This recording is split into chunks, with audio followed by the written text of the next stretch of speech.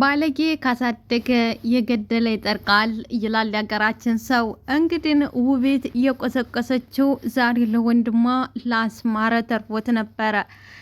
ነገሩ ወድህ ነው። ጆከርን ጥለፈኝ ይዘህ ሂድ፣ ይቺ ግመል ለአንተ አትገባህም በማለት እንግዲህ በጆከርዬን ሰጣ ገባ ውስጥ ጆከርን ለማሳሰት ሙከራ ስታደርግ ነበር። ያልሳካላት ሲል ወደ ሰኒዬ ጋር ሰኒን ማጥፋት አለብኝ፣ ከዛ በኋላ እሱን የራስ ያደርጋለሁ ባለችው መሰረት ሰኒን ልደበድባት ስትል ነገሩ ተገላቢጦች ሆኖ ሰኒ ትደበድባታለች። ከዛ በኋላ ሄዳ ለወንድሞቿ ትነግራቸዋለች። እንዴት በቀይ ልደፈር፣ የኛስ ክብራችን በአንዴ እንደዚህ ይሆናሉ ባለቻቸው፣ ሴት የላከው ሞት አይፈራም ይባላል። አስማረ እየበረረ ወደ እነ ዘሪሁን በር ይሄዳል።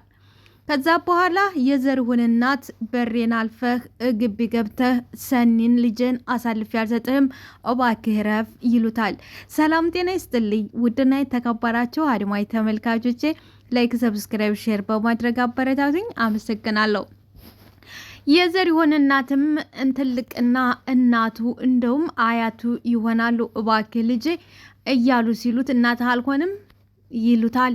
እጃቸውን ያሳምማቸዋል። አረባ ከጀን አሳመምከኝ፣ ካመመሽ አንቺ እያላት ነበር። ለይቅርታ ታመመሽ ልጅቷን አስወጫት፣ አለበለዚያ ገብቼ ጸጉሯን ይዤ እወጣለሁ እያለ ሲጋበዝ፣ በዚህ መሀል እንግዲህ የዘሪሁንን እናት ይገፈትራቸዋል፣ ይወርቃሉ። የሰው ያለ ድረሱልኝም ይላሉ። ያን የሰሙት የዘሪሁን እህትና ሰኒ ሮጥ ይወጣሉ። እንኳንም መጣሽልኝ አለ ሰኒን። ከዛ በኋላ ሰኒ ላይ ነዝራለሁ ሲል የዘሪሁን እህት ይዘዋለች። የጆከርም እናት እባክሽ ወደ ቤት ግቢ ልጄ፣ እሱ ይጎዳሻል ትላለች ይላሉ። ከዛ በኋላ ነገሩ ተባባሰ። ሰኒም ቋጥኛ ነሳይ፣ ልቀቂው ግድለም፣ ሴትን መንታቱ ጀግንነት ከሆነ እስቲንጣና ይሞክረኝ አለች። ከዛ በኋላ ዘሪሁን ተየመጣ ሳይባል ዘሪሁንና ጆከር መጡ። ከኋላ ዘሪሁን ከኋላ አንድ ጊዜ ትጨረግደው ሄዶ ድፍት አለ። ከዛ በኋላ አቶ ተሰማና ደምለው መጡ። በነገራችን ላይ ዘሪሁን ተመታው በኋላ ዱላውን እዛው ጥሎት ነበር። የወደቀውን ዱላ ያነሳው ደግሞ ጆካ ነበር። ጆከር ላይ እጅ ላይ ሆኖ ያስማረው ወንድምና ተሰማ ይመጣሉ። እንተም ከጥላታችን ተርታ ተሰለፍክ አለቅህም አለ። ምንድን ነው ካላችሁ ጆከር የመታ መስሎት ነበረ። እሱ ግን የመታው ጆከር ሳይሆን ዘሪሁን ነው። ከዛ በኋላ አቶ ተሰማም እባክህ ና ወንድምህን ገድፈውና ወደ ቤት እንሂድ፣ አለበለዛ እዚህ ፖሊስ ከመጣ ፖሊስ ጣቢያ ሄደን ነው የምናድረው፣ እባካችሁ ነገር አብርዱ በማለት አቶ ተሰማ ልጆቹን ይዞ ወደ ቤቱ ይሄዳል። እንግዲህ ነገሩ እየተጧጧፈና እየተባባሰ የመጣው ታይቶ ተሰምቶ በማይታወቅ መልኩ፣ በተለይ ደገምችዋ አትበሉኝና ገጠር እንደዚህ ያለ ማህበረሰብ ፈጽሞ የለም። ግን አሁን ድሮ ይሄን እንበል እንጂ አሁን በተለይ ባለንበት ዘበን እንግዲህ ያው ዘረኝነቱም ተንትና መተው ተንትና የሚባለው አሁን ያለንበት ሰዓትና ወቅትን ግልጽ ያደረገ ነገር ይመስላል።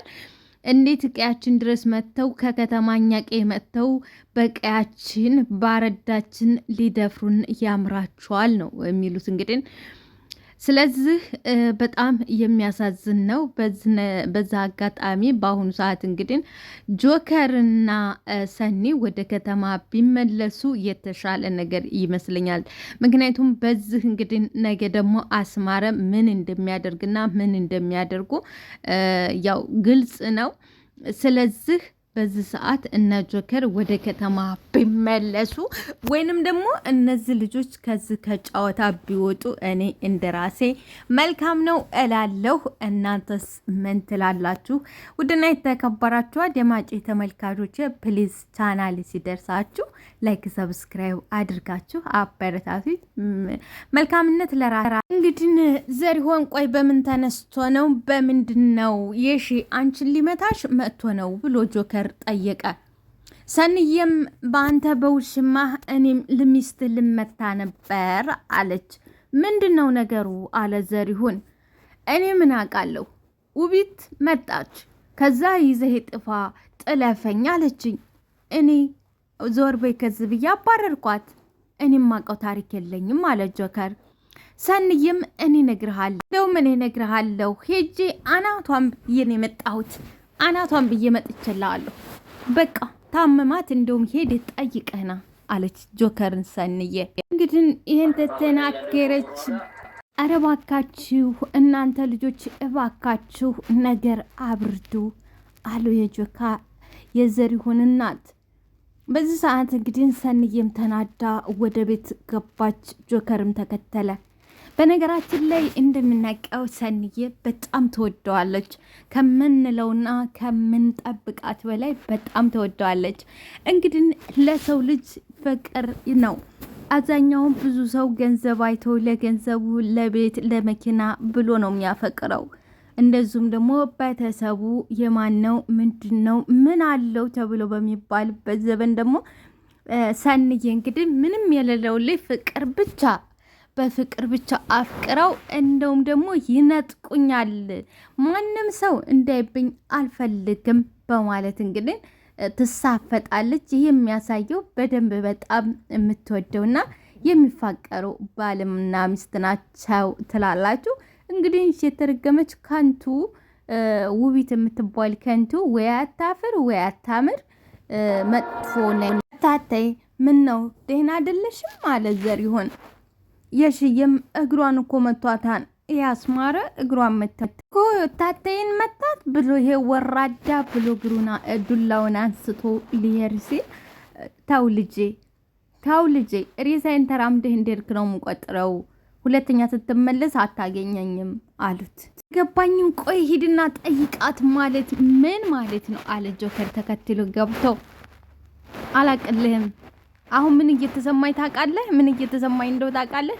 ያችን የማረባ ሄድሽ እንቅ አርገሽ ሲጣርገሽ ግዳያት እያለኝ ነው አለች ሰኒ።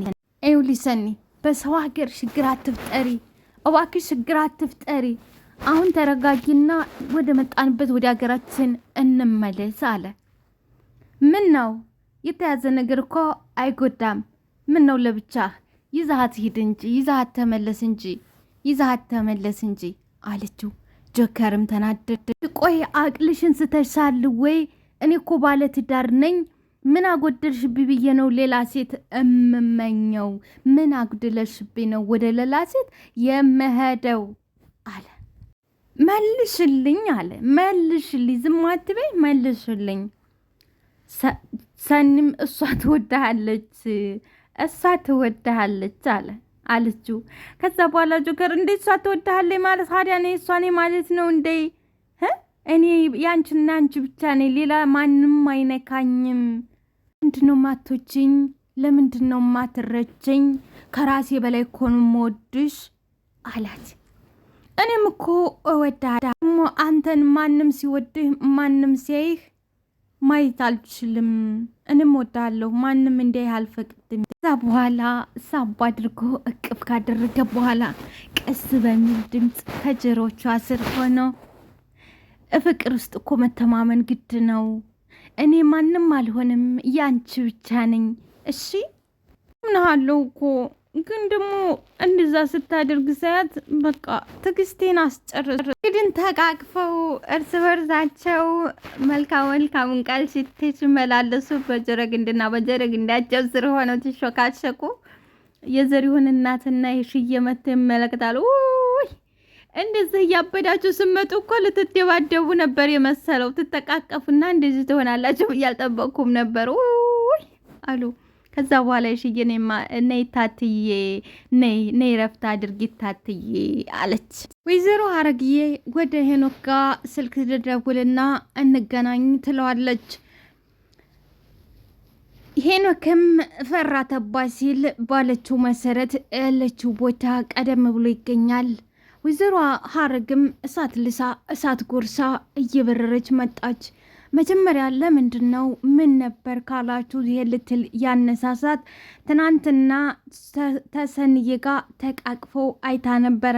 ስለዛ ከዚህ በኋላ ልጄን ተዋት፣ ከዚህ በኋላ ልጄን እባክህ ተውልኝ ብላ ለመናገር ነበርና እንኳን ሰላም ነሽ በሰላም ነው ወይ እጠብቃለሁ እያልሽኝ አላት። አዎ በሰላም ነው፣ አንድ ለልጇ እንደምታስብ እናት ትረዳኛለህ ብዬ ነው ለኪያ እንኳን ታልነግራት ወደ አንተ እየመጣ ብቻ ነገሩ ሰላም ይሁን እንጂ አንቺን ለመስማት እኔ ዝግጁ ነኝ፣ ግን ሰላም ይሁን ነገሩ በማለት መጀመሪያ ሄኖክ ያቀርብላታል። ምንድነው ነገሩ አለ። መጀመሪያ ግን እኔ እናንተ ተገናኝተን እንዳወራን በፍጹም ኪያ ማወቅ የለባትም አለችው። እሺ ችግር የለም፣ ነገር ግን እዚህ ቆመን ተምናምን ካፌ ገብተን አናወራም እንደዛ አይሻልም ወይ አላት። ሀረግም እሱ እንኳን ይቅር ብዙ አልቆይም እዚሁን ጨርስ እንደዛ ታልሽ እሺ ግን ምን ነበር ልክ ሄኖክ እኔን አንተ ተተዋወቅን ትንሽ ጊዜ ነው፣ ግን ደግሞ አልተግባባንም። የእናትነት ስሜት የሚነግርህ ነገር አለ አይደለ? አለ። ምን ልልህ መሰለ፣ አሁን አንተ ኪያን ተወዳታለህ አለችው። አዎ በጣም ነው የምወዳት፣ በጣም ነው የምወዳት። አውቃለሁ በመሀላችን ብዙ አለመግባባት ነበሩ፣ እሱን ለማስተካከል ደግሞ ብዙ እየጣርኩ ነው አለ ሄኖክዬ። እንደዛ አይደለም እያልኩት፣ አንተና ኪያ ብዙ የምትግባቡና ብዙ አብራችሁ የምትቀጥሉ ልጆች አይደላችሁም አለችው። ነገር እንግዲህ እዚህ ጋ ተጀመረ። ቆይ አልገባኝም አለ ሄኖክዬ። ወይዘሮ ሀረግም ማለትማ እናንተ ብዙ አልቆያችሁ ቸምት ስለ ታሪኳና ስለ እኔ ታሪክ የምታውቀው ነገር ያለ አይመስለኝም። አውቃለሁ ከኪራ አባት ጋር የተፈጠረውን እኮ ነው ይላል ሄኖክዬ። ወይዘሮ ሀረግም በጣም ጥሩ ጀማንተ ነገ ተነገ ወዲያ ልጅ ወልደህ ልጅ ያንተ ህይወት ይኖር አይመስለኝም ማ አሁ የተሻለ ህይወት እንዲኖራት ነው የሚፈለገ። ግን ቆይ ይሄን ነገር ከኛ ጋር ምን አገናኘው ይላል ሄኖክዬ። ወይዘሮ ሀረግ ሀሳቤ ልመጣልህ እኮ ነው ማለት ከኪያ ይራቅልኝ። ነገጠ ብዙ አትደናገጥ ሄኖክ፣ አንተ ከልጅ ፍቅር አይደለም የያዘህ መላመድ ነው። ስለዚህ ብዙ አትደና፣ እናም ነገ ተነገ ወዲያ እንድትጎዳብኝ አልፈልግም አለች። ሄኖክ ነው አልገባኝም ሀረግ፣ እኔ ለልጅሽ እማልገባ እማልመጥን ሰው ነኝ ወይ?